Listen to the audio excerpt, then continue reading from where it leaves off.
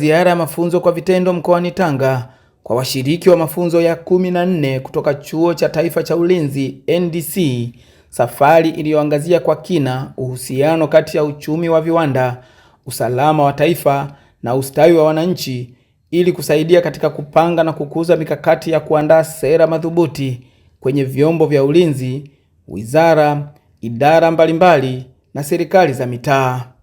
Katika hatua ya mwisho ya ziara hiyo, washiriki wametembelea kiwanda cha Nilkant Group kinachojishughulisha na uzalishaji wa bidhaa mbalimbali zinazotumika katika kusafishia madini ikiwemo chokaa. Nilkant Group of Companies tunazalisha bidhaa mbalimbali za chokaa ambazo bidhaa hizi ni kama quick lime, hydrated lime, magnesium oxide, crushed lime, agriculture lime na nyinginezo. Bidhaa hizi tunazalisha kutokana na zinatoka kutokana na malighafi ambazo ni kama limestone, magnesite, calcite, dolomite na nyinginezo.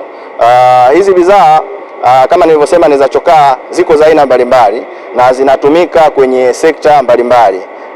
Hasa kubwa ni kwenye madini, kwenye uchakataji wa madini. Moja kati ya material inayohitajika kwenye kusafisha madini ni chokaa, ambazo chokaa kwa mfano kama kuna hii magnesium oxide inatumika kwenye migodi sana ya copper, cobalt, lakini pia hata gold inaweza ikatumika, lakini pia na quick lime inatumika sana kwenye migodi ya gold. Kwa hiyo bidhaa zetu tunazozalisha sana tunaziuza kwa makampuni kama hayo ya migodi, makampuni pia ya viwanda. Nimeongelea pia kuna viwanda kama vya sukari, kuna viwanda vya maji, viwanda kama Chakio Limited, wote wanatumia product zetu katika process zao za uzalishaji. Kiwanda chetu, viwanda vingi, baadhi ya viwanda ambavyo vipo katika Nilkant Group vipo hapa mkoa wa Tanga, hasa katika hii kata ya Kiomoni. Kwa jamii yetu tunashirikiana nao sana katika program mbalimbali. Sehemu ambako tupo tuna program kama hapa, tunalipia gharama mbalimbali za uendeshaji wa shule kama masuala ya chakula, masuala ya ulinzi, lakini umeme, maji, lakini pia tumejenga ile shule ambayo inaitwa ya Kiomoni, shule ya Kiomoni Primary School, lakini tuna program mbalimbali za kuchangia huduma za afya kwa wananchi ambao wanazunguka katika hapa maeneo ya Kiomoni na Tanga kwa ujumla. Lakini pia hata katika sehemu ambazo tuna migodi yetu pia tunafanya program mbalimbali za kushirikiana na jamii kwenye kusapoti huduma za maji, upatikanaji wa maji safi na salama, lakini pia ujenzi wa madarasa, lakini pamoja pia na ujenzi wa mabwawa na huduma nyingine kwa ajili ya kuhakikisha kwamba pale ambako tunafanya kazi zetu na wananchi nao wanafaidi matunda ya uzalishaji na kazi tunazozifanya. Wakiwa katika kiwanda hicho, washiriki wamefanya majadiliano mbalimbali ya kitaalamu na uongozi wa kiwanda, wakibadilishana uzoefu juu ya changamoto zinazoikabili sekta ya viwanda na athari zake kwa usalama wa taifa.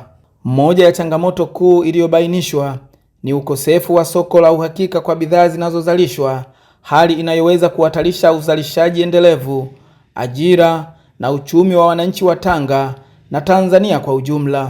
Uongozi wa Nilkant Group umeeleza kuwa unaendelea kutafuta masoko mbadala kama mkakati wa kulinda uchumi wa kiwanda, jamii inayozunguka pamoja na usalama wa taifa. Changamoto tunazokutana nazo, mojawapo ambayo ni kubwa sana ni hii kucheza kwa soko au soko kutokuwa la uhakika, kwa sababu kama nilivyosema, soko letu kubwa kwa product zetu nyingi ni nje ya nchi. Sasa kama kunavyotokea kuna hali ya sintofahamu kama ni biashara au kuyumba kutokana na nchi husika, kwa mfano kama Kongo nilivyoeleza katika hotuba kwamba vita za Kongo hivyo, unakuta sometimes uhitaji na uzalishaji wetu unakuwa unaathirika kwa kiasi kikubwa. Kwa changamoto nyingine za operation, kama nilivyosema, sometimes kuna muda unakuta umeme unakuta ni mdogo kuliko na uhitaji wa kiwanda, pamoja na sometimes umeme unakosekana. Hizo ni changamoto ambazo kushirikiana na hizi mamlaka ambazo ziko hapa zinafanywa kazi, na sasa hivi hali inaendelea kuimarika. Tupo katika mafunzo ya vitendo baada ya mafunzo darasani.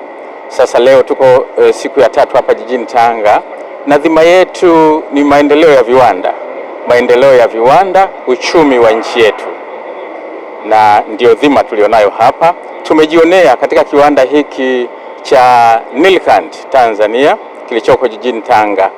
Kimsingi ni kiwanda kikubwa kinachozalisha kemikali mbalimbali kwa ajili ya uchenjuaji wa madini nchini, na tumejionea kiwanda hiki uzalishaji wa kemikali zake zinatumika hapa nchini Tanzania, lakini nyingi pia zinasafirishwa nje ya nchi ikiwemo Kongo, Uganda na nchi zingine zinazotuzunguka.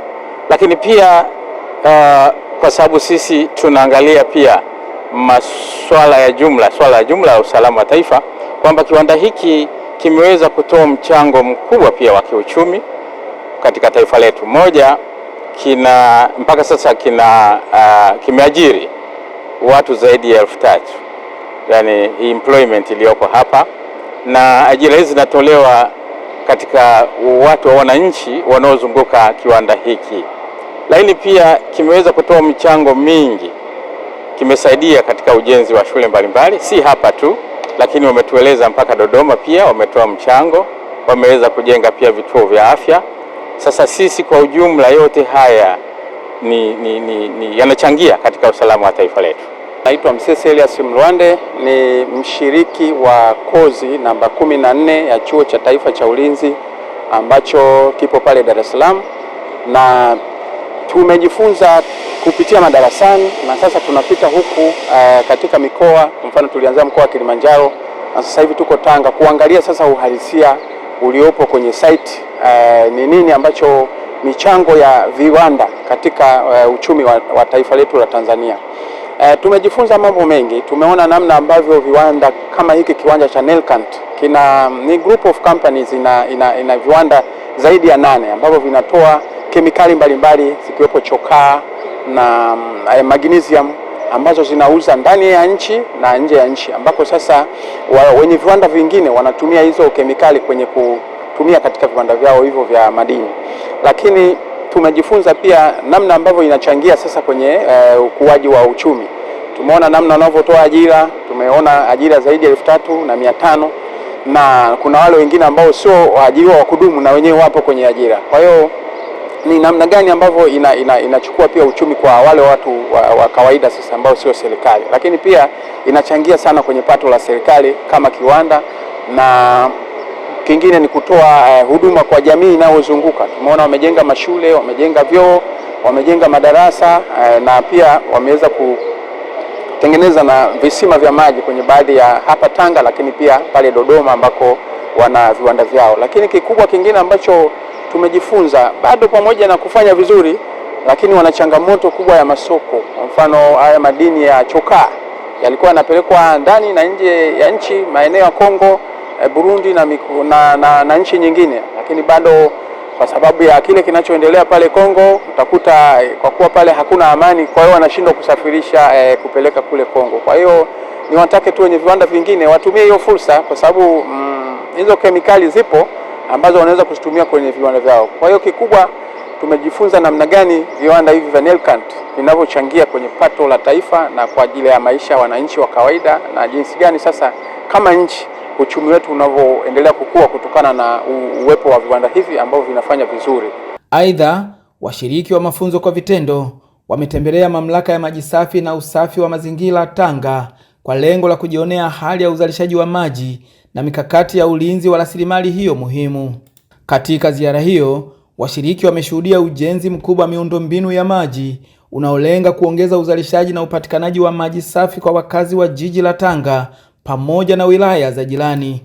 Mradi huu tunaotekeleza sasa hivi unagharimu kiasi cha shilingi za Kitanzania bilioni 53.12, na tutakapomaliza mradi huu mnamo mwezi Aprili mwaka 2026, maji hayo yatanufaisha wakazi wote wa jiji la Tanga, sehemu ya mji wa Muheza na sehemu ya mji wa Pangani, ambako tuna umiliki wa eneo kule kwa huduma usambazaji maji, na idadi ya watu ambao watanufaika ni takribani 481,000. Kwa sasa hivi upatikanaji wa maji uko kwa kiasi cha masaa 22 mpaka 23, na nyakati za joto sana kwenda masaa 22 kwa sababu maji yanatumika mengi sana. Lakini tutakapomaliza mradi huu maji yatakuwa yanapatikana kwa masaa 24 kwenye eneo letu lote la huduma. Na hivi karibuni tumeongezewa eneo la huduma katika wilaya ya Mkinga tumepewa eneo la Kasera mjini, mji mdogo wa Horohoro na mji mdogo wa Maramba kuwa eneo letu la huduma. Na mji wa Kasera, mji wa Horohoro na vijiji vilivyopo njiani vyote vitanufaika, na huko kuna takriban watu zaidi ya milioni 35,000. Kwa hiyo wote watanufaika na huduma ya maji safi na salama kutoka katika mtambo huu.